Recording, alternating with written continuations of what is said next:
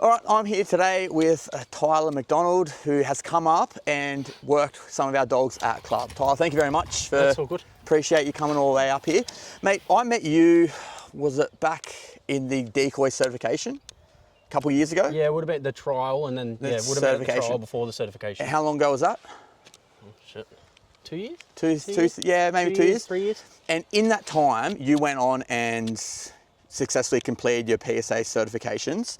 Would you say that your skills have improved since when you first started to where they are now?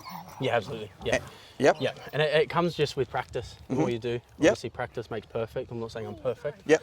But the more you do it, the better you're going to get at it for sure. Would you say study helps at all? Or do you look to find sort of some people to learn from? Bit of both. Bit of both? Bit of both. So like I'm pretty lucky in that Cole and Shanae have brought out a heap of people from like the States and stuff. And one in particular, Justin Campos, he's taken me under his wing a little bit. Yep. And like Cole has helped me from, time I started to now as well. Yeah. But yeah, Campos has also taken me under the wing. I send him video footage and he sends me video footage too. And, I've studied a lot of what he's done recently. I think he's really cool. Like I see his style is so flowy and effortless. Yeah. Where he like does the roll with the dog and the way he catches it looks good. Like it looks like, he knows what he's doing and the dogs are safe and the dogs, it's someone who I look at as well and try to emulate. Yep. And I think, for me, copying other styles and then learning and making it your own is how I learn as well. Yeah, for sure. And I think if you copy style too much, it ends up becoming very robotic and you end up making a lot of mistakes, right? I think when you're learning from other people, studying other people, putting your own little spin on it is what's going to make it flow a lot better. Yep. And a lot more natural. Right. So yeah, I do the same thing. Yeah. Like I watch, I copy, I practice. Yep. And then I put my own little spin on it so that it feels more natural for me. Sure. And yeah, now we're here. So for someone wanting to get and become a decoy, what's the best bit of advice you'd give them? How to start? Find a local dog sport club. Doesn't have to be sport specific. It can just be like you guys, Protection Dog Club, for example. But find someone with more experience and just learn from them. Go to the club, offer to clean up after club days, offer to come help dogs, pick up shit, doesn't matter. But just offer to help where you can. And 9 times out of 10, the club's going to welcome you with open arms. And you just watch and learn. Eventually, over time, you ask to jump in a suit or work a dog and sort of go from there. But best thing you can do is find your local dog club with a nice experienced decoy. And learn as much as you can from them. Is there many around though? Not really. Yeah, so that's easier said than done, but you try your best. Yeah, the other thing you can do, like reach out to decoys, like most of us have Instagram. So reach out to different decoys, the States, in Australia, wherever you're watching. Yeah.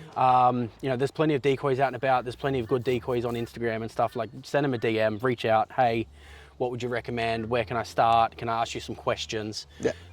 The best thing you can do is go in like an open book, ask as many questions as you can. For sure. Don't go in thinking you know everything. Yeah, no, that is some good advice.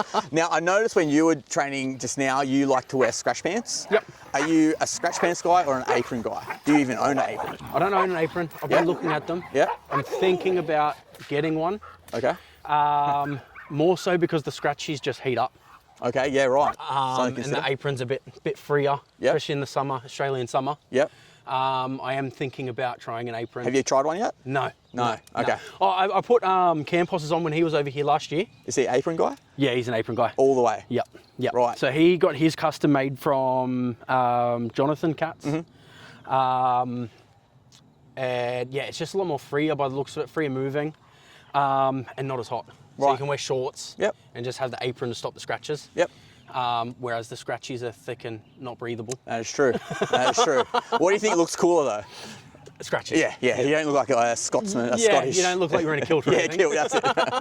So I also see that you work and breed Labradors. Yep. Can you tell us a bit about that? Yep. So we do both types. So we do, there's 2 types. There's the bench labs, which are the pet ones that you see running around. So you breed them? Yep, so we breed them as well. And then we've just got our foundation working bitch, well, not just got, about 12 months ago. to do some retrieving with, some detection work. Yep. So that'll be our foundation working bitch. But we breed both types. So your bench labs are thicker, heavier. They're Sure. the ones that you see in the show ring. Yep. And then your field labs, you've got two types of field labs. Technically, you've got your UK and your US.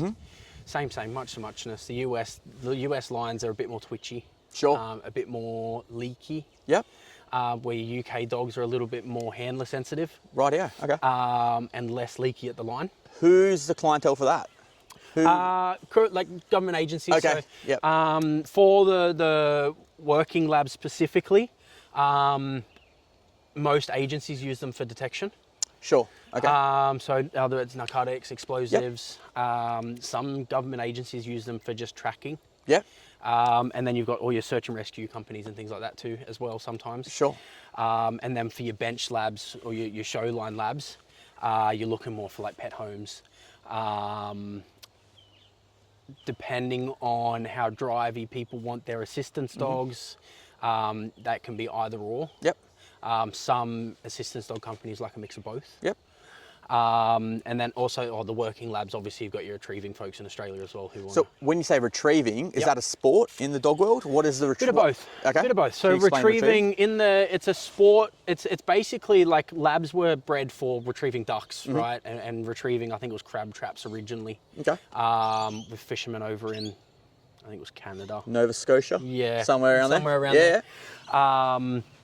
So retrieving is a sport that's supposed to, like we do with PSA, IGP, Mondio, right? It's mimicking protection. Yep. Right, so retrieving sports mimic. And is there active sport culture of retrieving in Australia? Yep, Yeah, right. it's actually bigger than I thought it was. Yeah, right. That's cool. So there's plenty of clubs. They've got nationals, they've got regionals Yep. in Australia. Sweet. And the people in it are lovely too. Yeah.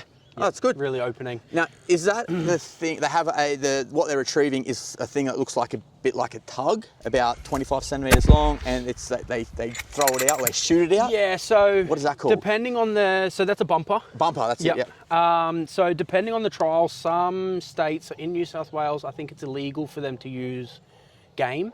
So when I say game, I mean actual real birds. Okay. Other states, they are allowed to use real game, Alive. not alive, Okay. like So, dead. okay. Yep. And they just throw them in these little launcher things, press a button, and it shoots it up. Bird in the air. goes out. Wow. Crazy. And then, like in the entry level stuff, you've normally got someone hiding out in the field somewhere. They'll throw the bumper up in the air. You've got to show control of your dog, steadiness at Yep. the line, it's called. So they've just got to sit there and watch it. Yeah. And then you send your dog out. Right. And then the dog needs to bring it back to front, take the bumper, put him in heel. Is it in marshlands or is it in just like a field that has long grass so you can't really see? Bit of both. Okay. Bit of both. So I personally, I haven't been to a retrieving trial yet. She's almost ready. So you have a working project dog for Yep. trialing Yep. in Yep. retrieve in work. retrieve work and in like A&KC scent work as well. Oh, dude, I'd love to see. You have footage of it? Or you Possibly. Have, yeah? Possibly somewhere. Oh, On my Instagram, maybe. yeah, I'd love to we see post some of it that. up That there. sounds really cool. Because, yeah, I love the working line Labrador. Like, just for even their tracking ability, their drive is insane. Yeah, Like, you so- can train those dogs. If you can find a good one, the amount of drive and workability and trainability they possess is next level. And I Yeah. think they make great dogs for those specific tasks. Yeah, so our little bitch that we've got, her drive and her depth of drive, so she'll work through exhaustion if I let her, Yeah. Yeah. Okay. is higher than some Mallies that I've met.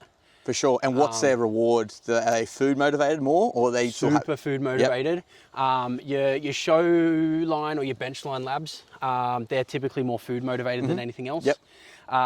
Your field labs or your working labs, both. So you Both. get both Oh, to both perfect. folds. Yeah. So our little working bit, she'll do anything for food. Yep. She'll do anything for like a red Kong on a rope.